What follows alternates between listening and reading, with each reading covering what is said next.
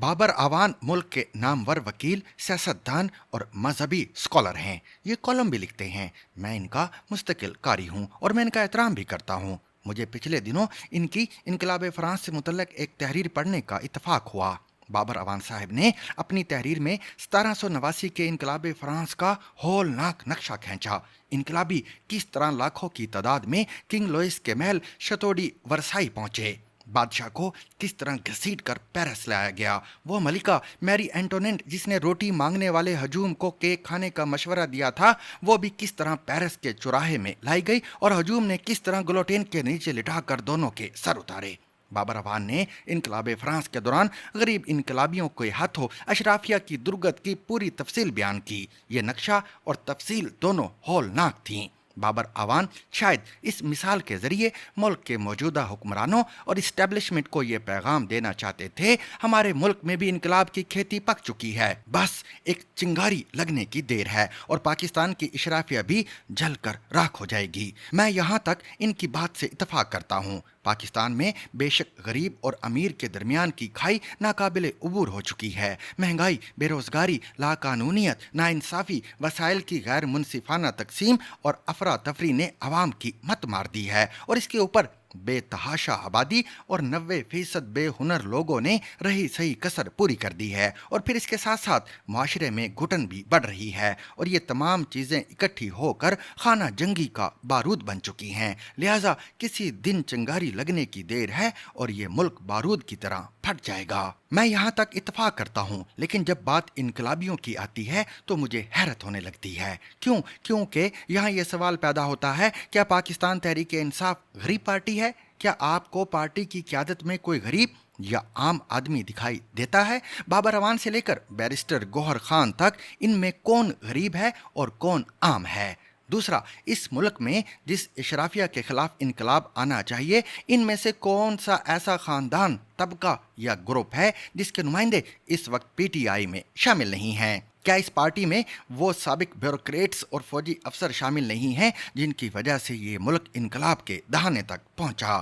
کیا اس میں وہ جاگیردار، بزنس مین، صنعت کار، ٹھیکیدار، پراپرٹی ٹائکونز، پیر اور سیاستدان شامل نہیں ہیں جن کی وجہ سے آج ملک سسک رہا ہے؟ اور تیسرا سوال، اگر آج کی حکمران جماعتیں اسٹیبلشمنٹ کی پیداوار یا کٹ پتلیاں ہیں تو کیا پی ٹی آئی کی پیدائش فوج کی کوکھ سے نہیں ہوئی تھی؟ اور کیا یہ اسٹیبلشمنٹ کی کٹ پتلی نہیں تھی؟ کیا یہ حقیقت نہیں، پی ٹی آئی کے دور حکومت میں پارلیمنٹ بھی ایک ریٹائرڈ کرنل چلاتا تھا، اس کا نام کرنل لیاقت تھا، اور وہ نہ صرف حکومتی ارکان کو کنٹرول کرتا تھا بلکہ اپوزیشن کی تمام جماعتوں کو مینج کرنا بھی اس کی ذمہ داری ہوتی تھی۔ یہ معاملہ اس قدر الجھ گیا کہ ایک دن شاہد خاقان عباسی نے ایوان میں کھڑے ہو کر مطالبہ کر دیا، حکومت نے اپنے اور ہمارے لیے ایک ہی کرنل رکھا ہوا ہے اور یہ زیادتی ہے، لہٰذا ہمارے لیے دوسرے کرنل کا بندوبست کیا جائے تاکہ کرنل لیاقت کا ورک لوڈ کم ہو سکے۔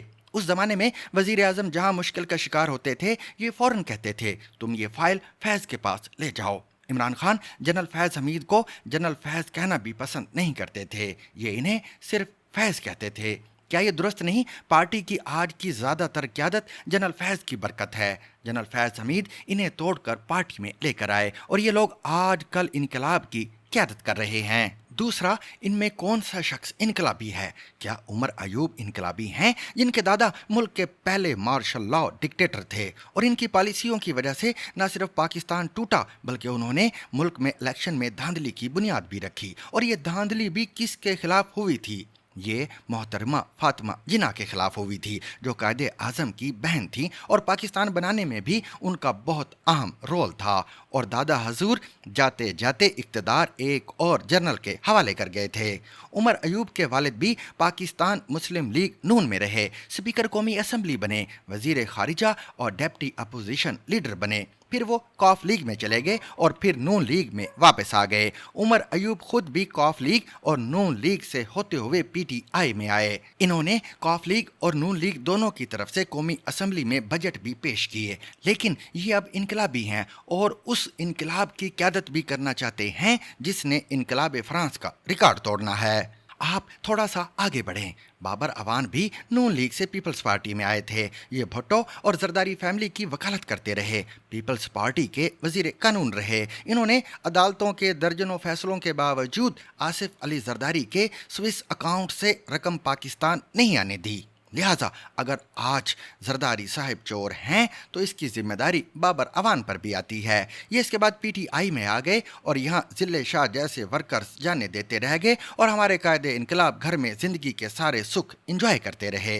गौहर खान बैरिस्टर और ख़ानदानी अमीर हैं, महंगे वकील हैं, 2-2 करोड़ रुपए फीस लेते हैं। 2018 में बुनेर से पीपल्स पार्टी के टिकट पर इलेक्शन लड़ा। 2022 में पार्टी में शामिल हुए और इनकलाबी जमात के चेयरमैन बन गए। ये आज भी 48 सेंटीग्रेड की गर्मी में सूट पहनते हैं। आज तक जेल नहीं देखी और ये अब इनकलाब की क़यादत करेंगे। अली अमीन गंडापुर के वालिद फौज में कर्नल थे, ख़ानदानी रईस हैं। डीआई खान में कितनी ज़मीन जायदाद और सरमाए के मालिक हैं आप वहाँ के लोगों से पूछ लें। करप्शन के कितने मुकदमात हैं और कितने लोग क्या क्या कहानियां सुनाते हैं आप ये भी जाकर सुन लें। लेकिन अब गंडापुर भी कायदे इनकलाब हैं। शेख रशीद का पार्टी के साथ अब कोई ताल्लुक नहीं, मगर ये भी कायदे इनकलाब हैं और रोज़ इमरान खान को दावत देते हैं, कदम बढ़ाओ इमरान, हम तुम्हारे साथ हैं।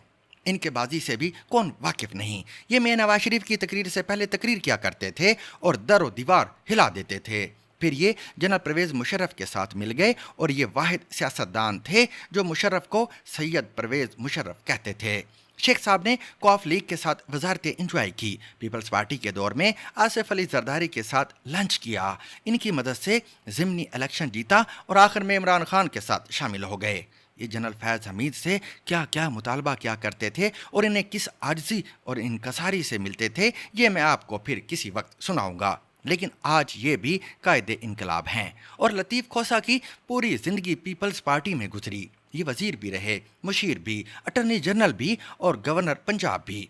ये बेनज़ीर भुट्टो और आसिफ अली जरदारी के वकील भी थे, लेकिन ये भी अब पीपल्स पार्टी के खिलाफ कायदे इनकलाब हैं। ये फहरिस्त सिर्फ यहाँ तक महदूद नहीं, आप इसमें शिबली फराज, सलमान अकरम राजा, शाह महमूद कुरैशी, असलम इकबाल, फवाद चौधरी और इन जैसे दर्जनों लीडरों को भी शामिल कर लें। क्या इनका ताल्लुक उस अशराफिया के साथ नहीं जिसके खिलाफ इमरान खान इनकलाब लाना चाहते हैं? और क्या ये और इनके बुजुर्ग इस सिस्टम का हिस्सा नहीं थे जिसकी वजह से आज मुल्क का ये हाल है? इनमें से कौन है जिसके खिलाफ इनकलाब नहीं आना चाहिए?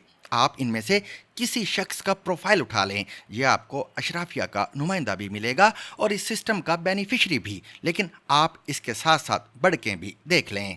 आप किसी दिन इमरान खान का अपना प्रोफाइल भी देख लें। इनके वालिद इकरामुल्लाह खान नियाजी कौन थे?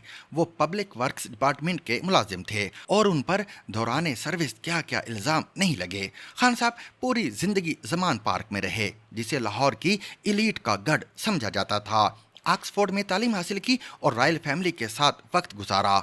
इनकी पहली बेगम जिमाइमा बरतानिया के अरबपति जेम्स गोल्ड स्मिथ की बेटी हैं और ये आखिर में 300 कनाल के घर में रहते हैं। क्या ये इशराफिया नहीं? और क्या इनके इर्द गिर्द गरीब लोग नहीं हैं? और क्या ये इन लोगों के खिलाफ इनकलाब लाएंगे? चलिए मैं ये मान लेता हूँ, इन लोगों का ज़मीर बेदार हो गया है और यह पूरे इखलास से मुल्क की खिदमत करना चाहते हैं। लेकिन सवाल ये है, ज़मीर की बेदारी के बाद इन लोगों ने क्या किया? क्या इन्होंने माजी की गलतियों का एतराफ़ किया? क्या ये बड़े बड़े महलों से निकलकर छोटे घरों में आ गए? और क्या इमरान खान के दौर में अमीर अमीर तर नहीं हुआ? और क्या गरीब मज़ीद गुर्बत की चक्की में नहीं पिसा? चलिए इसको भी छोड़ दीजिए। केपी में आपकी हुकूमत है, आप वहाँ इनकलाब क्यों नहीं लाते? आपका इनकलाब सिर्फ इस्लामाबाद और पंजाब में क्यों आना चाहता है? बात सीधी और सच्ची है। मामला सिर्फ संग दिल महबूब को राज़ी करने का है। इमरान खान की सिर्फ एक डिमांड है, जनरल आसिम मुनीर मौजूदा हुकूमत के सर से हाथ उठाकर इमरान खान के कंधे पर रख दें। जिस दिन ये हो गया उस दिन इनकलाब का नारा भी दफन हो जाएगा और शेख मुजीबुर रहमान भी दोबारा गद्दार बन जाएगा। इनकलाब सिर्फ संग दिल महबूब है और ये बदबख्त मान ही नहीं रहा।